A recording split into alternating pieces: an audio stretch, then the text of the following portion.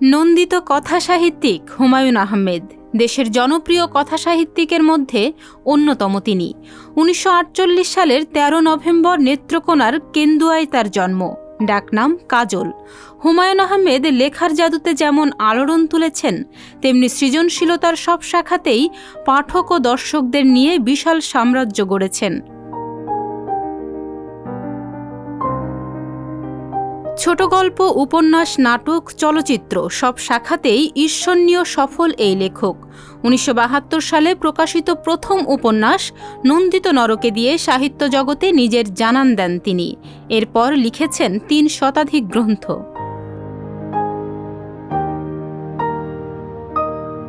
ঢাকা বিশ্ববিদ্যালয়ের রসায়ন বিভাগের এই অধ্যাপকের আলোচিত উপন্যাসগুলোর মধ্যে রয়েছে শঙ্খনীল কারাগার, অন্যদিন, বহুব্রীহি, এইসব দিনরাত্রি, দারুচিনি দ্বীপ, শুভ্র, নক্ষত্রের রাত, কোথাও কেউ নেই, আগুনের পরশমণি, শ্রাবণ মেঘের দিন, জ্যোৎস্না ও জননীর গল্প। ১৯৯০ সালের গোড়ার দিকে চলচ্চিত্র নির্মাণ শুরু করেন হুমায়ূন। তার পরিচালনায় প্রথম চলচ্চিত্র আগুনের পরশমণি মুক্তি পায় ১৯৯৪ সালে। ২০০০ সালে শ্রাবণ মেঘের দিন ও ২০০১ সালে দুই দুয়ারি দর্শকের কাছে দারুণ গ্রহণযোগ্যতা পায়। ২০০৩ সালে নির্মাণ করেন চন্দ্রকথা। ১৯৭১-এ বাংলাদেশের স্বাধীনতা যুদ্ধের প্রেক্ষাপটে ২০০৪ সালে নির্মাণ করেন শ্যামলছায়া সিনেমাটি।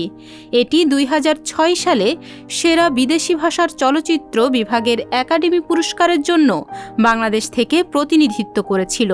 এরপর ২০০৬ সালে মুক্তি পায় ৯ নম্বর বিপদ সংকেত।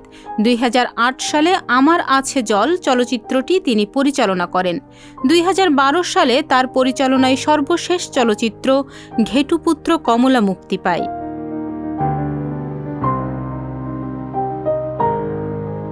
চলচ্চিত্র বা নাটকের জন্য হুমায়ূন আহমেদ গান লিখেছেন, তাতে সুরও দিয়েছেন। তার গানও ব্যাপক সমাদৃত হয়েছে শ্রোতা মহলে।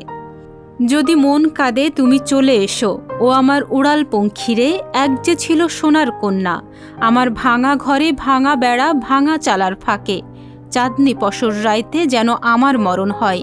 হুমায়ূন আহমেদের লেখা এসব গান আজও মানুষের মুখে মুখে ফেরে।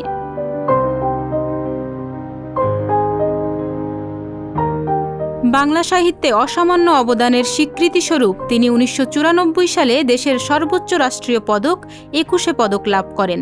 এছাড়া তিনি বাংলা একাডেমি পুরস্কার, হুমায়ুন কাদির স্মৃতি পুরস্কার, লেখক শিবির পুরস্কার, জাতীয় চলচ্চিত্র পুরস্কার, বাচসাস পুরস্কার অর্জন করেছেন।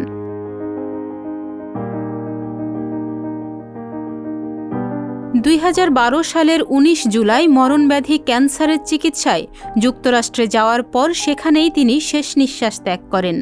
মাত্র ৬৪ বছর বয়সেই তিনি চলে যান না ফেরার দেশে।